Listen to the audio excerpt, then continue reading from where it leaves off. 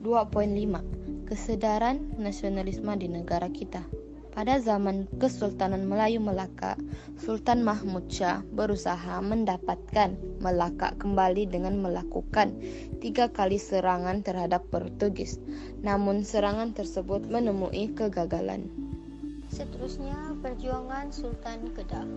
Sultan Abdullah Mukarram Shah menentang Syarikat Hindia Timur Inggris. Baginda berusaha mendapatkan Pulau Pinang kembali. Perjuangan penghulu Dol Said, Datuk Maharaja Lela, Pandaklam, Datuk Bahaman, Rentap, Mat Saleh, Tok Janggut, dan Haji Abdul Rahman Lembong bersifat setempat. Namun selari dengan erti nasionalisme, yaitu perjuangan menuntut kebebasan daripada ancaman luar. Kesedaran awal mendapat reaksi dan tindak balas yang keras daripada penjajah sehingga memaksa masyarakat kita bergerak dengan sederhana. Selain itu, perjuangan tokoh agama ianya dibawa oleh gerakan Islah dan dipelopori oleh Syekh Muhammad Tahir Jalaluddin, Haji Abbas Muhammad Taha, dan Syekh Al-Hadi. Ianya diteruskan melalui penulisan kreatif dan akhbar. Tokohnya Zainal Abidin Ahmad, Za'bah, Muhammad Rakawi Yusuf, Abdul Rahim Kajai, Hajah Zainon Munshi Sulaiman, Ibu Zain, dan Fatimah Yaakob. Selain itu, golongan berpendidikan Inggris dan Melayu menggerakkan perjuangan yang melalui pertumbuhan sosioekonomi. Tokoh ketika itu ialah Ibrahim Haji Yaakob, Ishaq Haji Muhammad, Ahmad Bostamam, dan Burhanuddin Al-Helmi. Perjuangan mengkritik dan menyadarkan masyarakat diteruskan walaupun menghadapi berbagai kekangan. 2.6. Faktor kemunculan gerakan nasionalisme. Faktor yang pertama, peranan agama. Para pelajar yang melanjutkan pelajaran di Mesir terdedah dengan falsafah perjuangan gerakan Islah di Mesir. Gerakan ini dipimpin oleh Syahid Jamal Al-Din Al-Afghani, Syekh Muhammad Abduh, dan Rashid Rida. Gerakan ini bertujuan untuk menyuruh umat Islam kembali kepada ajaran Islam yang sebenar dengan berpandukan Al-Quran dan hadis. Penulisan kreatif. Hasil kesusasteraan seperti novel, cerpen, dan puisi mengungkap keperitan hidup dijajah. Contohnya, novel Malur Kuala Lumpur oleh Harun Aminur Rashid, cerpen Cerita Awang Putat oleh Abdul Rahim Kajai, dan Putra Gunung Tahan oleh Ishaq Haji Muhammad, Pak Sako. Faktor yang ketiga, media cetak. Media cetak seperti akhbar dan majalah berperanan sebagai penyalur maklumat dan penyebar berita. Antara media cetak yang digunakan ialah Akhbar Jawi Peranakan, Sekolah Melayu, Al-Imam, Neraca, Pengasuh, dan Fajar Sarawak. Sistem pendidikan. Pendidikan moden Islam melalui penubuhan madrasah telah menerima idea nasionalisme dari Sumatera Barat dan pelajar pulangan dari Mesir. Pelajar ini didedahkan idea falsafah Islam dan Barat. Contohnya, Madrasah Al-Atas di Johor Bahru, Madrasah Al-Masyhur di Pulau Pinang, dan Madrasah Al-Idrisiyah di Kuala Kangsar. Contoh institusi pendidikan: Raffles Institution di Singapura, Maktab Melayu Kuala Kangsar atau Malay College Kuala Kangsar, dan Maktab Perguruan Sultan Idris atau Sultan Idris Training College. Faktor yang kelima ialah kemunculan golongan intelektual. Hasil daripada perkembangan sistem pendidikan, lahirlah golongan intelektual seperti lepasan Timur Tengah. Contohnya, Syekh Al-Hadi yang menggerakkan idea pembaharuan dalam masyarakat.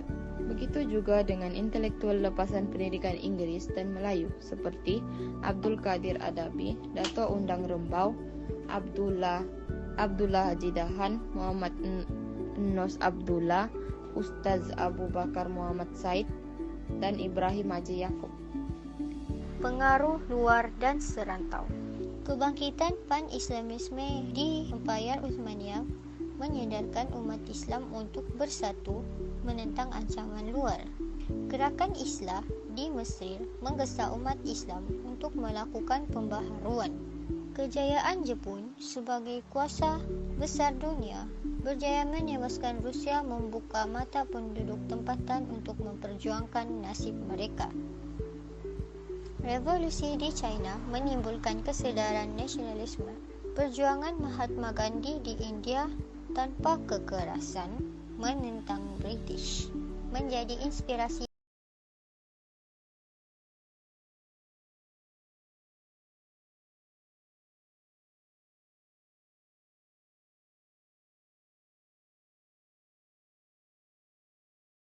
Poin 7. Perkembangan nasionalisme. Perkembangan nasionalisme boleh dilihat dari 3 aspek, iaitu pertama, perkembangan nasionalisme yang dipelopori oleh golongan intelektual. Selain itu, melalui penulisan oleh golongan guru, penulis dan wartawan seperti akhbar, majalah, novel, cerpen dan puisi. Akhir sekali, melalui kewujudan pertubuhan atau persatuan bersifat sosioekonomi dan politik yang diterajui oleh pelbagai pihak. Perjuangan golongan intelektual dari segi berpendidikan agama. Tokoh-tokoh kaum muda bagi golongan ini ialah Syekh Muhammad Tahir Jalaluddin, Syekh Al-Hadi dan Haji Abbas Muhammad Taha. Matlamat. Tokoh-tokoh muda tersebut bermatlamat untuk menyedarkan tentang betapa pentingnya pendidikan. Selain itu, ia membawa pemajuan dan pemodenan dari aspek sikap dan pentafsiran terhadap Islam. Seterusnya, ia membuka peluang pendidikan kepada wanita dan akhir sekali untuk pembentukan intelektual baru dalam Islam. Idea mereka yang disalurkan melalui akhbar dan majalah yang membangkitkan kesedaran nasionalisme. Antaranya termasuklah akhbar Al-Imam, Al-Ikhwan, Neraca dan Tunas Melayu. Intelektual berpendidikan Inggris. Maktab Melayu Kuala Kangsar MCKK ditubuhkan pada tahun 1905. Anggota lepasan ini terdiri daripada Raja Julan Raja Abdullah, Mahmud Mat, Muhammad Yunus Abdullah dan Raja Uda Raja Muhammad yang bertugas sebagai pegawai kerajaan. Ide yang disalurkan. Mereka menyalurkan ide dan tuntutan dengan cara berbaik-baik dengan British serta menggunakan akhbar seperti Warta Melaya, Lembaga Melaya dan Utusan Melayu. Matlamat. Mereka bermatlamat untuk melatih anak bangsawan untuk berkhidmat dalam pentadbiran British. Selain itu, mereka juga menyuarakan hak untuk mendapat pendidikan. Seterusnya, mereka bersuara untuk menuntut memperbaiki taraf hidup mereka, dan akhir sekali, ia juga dapat membuka banyak peluang pekerjaan. Intelektual berpendidikan Melayu. Maktab Perguruan Sultan Idris SITC yang ditubuhkan pada tahun 1922 berjaya melahirkan kesedaran bangsa melalui beberapa usaha. Tokoh-tokoh ini terdiri daripada Oti Dusek, Abdul Haji Hasan, Abdul Hadi Abdul Matnan, dan Harun Aminur Rashid. Matlamat. Mereka bermatlamat untuk meniupkan kesadaran kebangsaan dalam kalangan pelajar sehingga melahirkan ramai tokoh penulis dan nasionalis. Ia juga untuk dijadikan sebagai pusat penterjemah dan taman ilmu. Akhir sekali, ia untuk menekankan mata pelajaran sejarah dan pendedahan keagungan Empire Melaka. Perjuangan melalui akhbar dan majalah. Akhbar masyarakat Cina. Akhbar masyarakat Cina yang mengambil peranan penting ialah Latpao dan Modern Daily News. Akhbar ini merangsang pemikiran masyarakat Huaqiao, yaitu kaum Cina seberang laut, untuk mengekalkan identiti. Akhbar ini juga memperjuangkan nasib wanita dan menyemai perasaan cinta akan negara Cina. Penulisan akhbar ini cenderung untuk menyiarkan soal pemerintahan, monarki dan pengolakan politik di Cina. Contohnya, akhbar Nanyang Sung Hui Pao dan Chong Xin Yit Pua. Seterusnya, terdapat juga akhbar yang memperjuangkan soal kesatuan pekerja dan keadilan sosioekonomi bagi masyarakat kelas bawahan seperti akhbar Nanyang Siang Pao. Akhbar Masyarakat India. Akhbar Masyarakat India memperjuangkan kepentingan politik dan sosial masyarakat India di negara ini. Contohnya, akhbar Tamil Nesan dan Tamil Murasu. Akhbar ini juga memuatkan pemikiran dan kepentingan perpaduan bagi masyarakat kelas menengah India di negara ini. Contohnya, akhbar Tamil Indian dan Indian Pioneer. Dari penulisan kreatif mempengaruhi kebangkitan nasionalisme melalui penulisan novel. Seperti contoh, novel bertemakan semangat cinta akan negara. Dari penulisan kreatif juga, perjuangan membela nasib bangsa berjaya menyiapkan semangat nasionalisme dan mengajak masyarakat memerdekakan diri dari aspek ekonomi. Contohnya, novel Mari Kita Berjuang. Perjuangan melalui persatuan. Kesatuan melalui Singapura. Persatuan awal yang muncul ialah Kesatuan Melayu Singapura, iaitu KMS, ditubuhkan pada tahun 1926. Bertujuan menggalakkan ahli bergerak aktif dalam pentadbiran, memperjuangkan kepentingan orang Melayu dalam politik dan pendidikan serta mementingkan pelajaran teknik dan pengajian tinggi. Contohnya, Persatuan Melayu Pahang, Persatuan Melayu Selangor, dan Persatuan Melayu Negeri Sembilan yang dianggotai oleh kaki tangan kerajaan. Mereka bekerjasama dengan British dan meminta supaya lebih banyak peluang diberikan kepada orang Melayu dalam pentadbiran. Persaudaraan Sahabat Pena ataupun PASPAM ditubuhkan bagi menggalakkan ahlinya untuk bersatu dan bertukar-tukar pendapat. PASPAM bermula di Pulau Pinang pada 1934 dan berkembang pada tahun 1934 hingga 1939. Usaha menyatukan pergerakan orang Melayu melalui kongres atau persidangan berjaya menghimpunkan wakil, Persatuan Melayu dan Tari Brunei, Labuan dan Sarawak untuk mengutarakan isu kebangsaan. Pengasas PASPAM Kuching di Sarawak iaitu Muhammad Dakawi Yusuf mempunyai hubungan baik dengan ahli KMS. Di Sabah, ramai dalam kalangan Bumiputra Sabah bergiat aktif dalam organisasi berbentuk penulisan.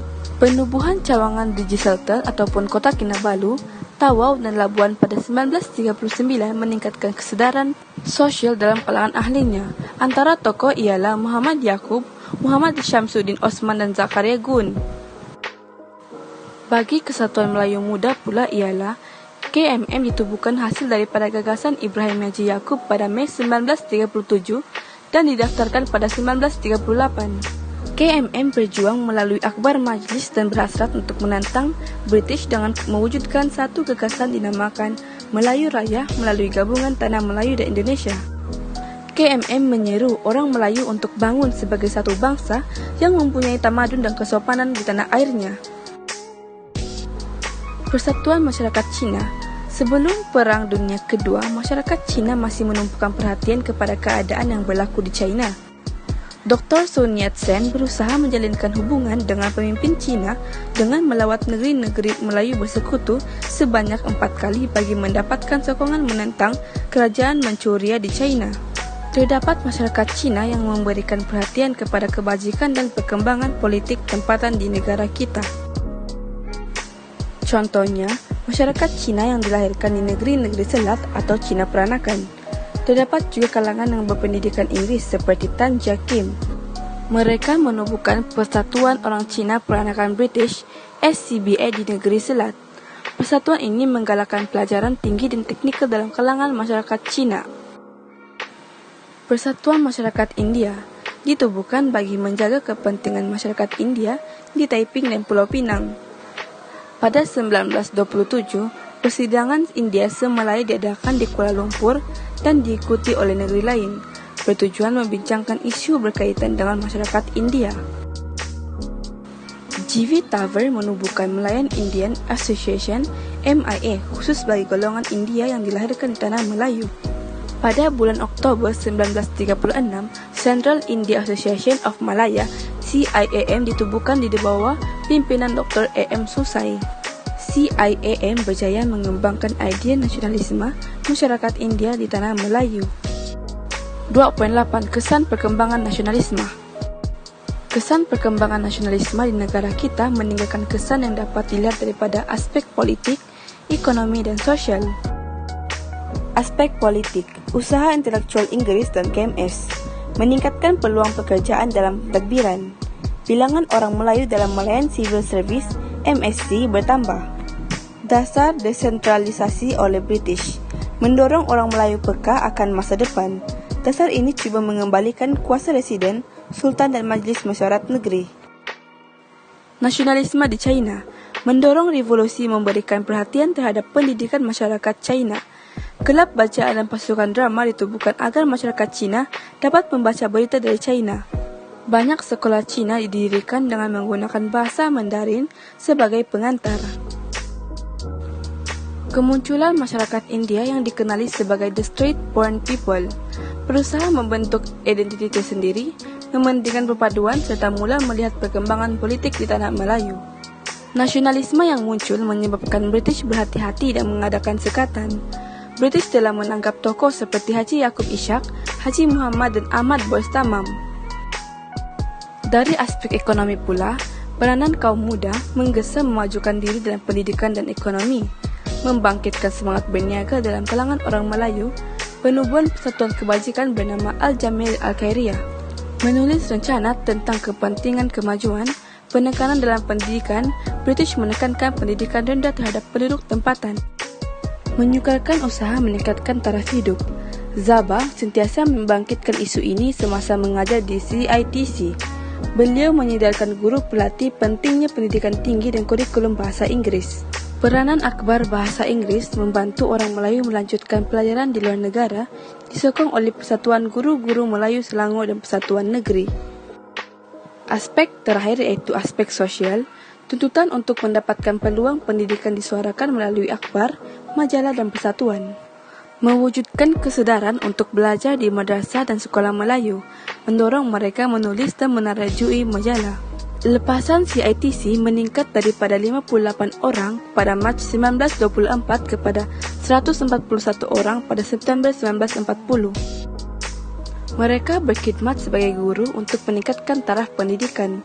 Muncul ramai guru wanita menyemarakkan nasionalisme. Pada tahun 1930, guru wanita di Johor Bahru menerbitkan majalah Bulan Melayu untuk memuatkan berita kemajuan dan pendidikan wanita. Majalah tersebar di tanah Melayu dan Indonesia.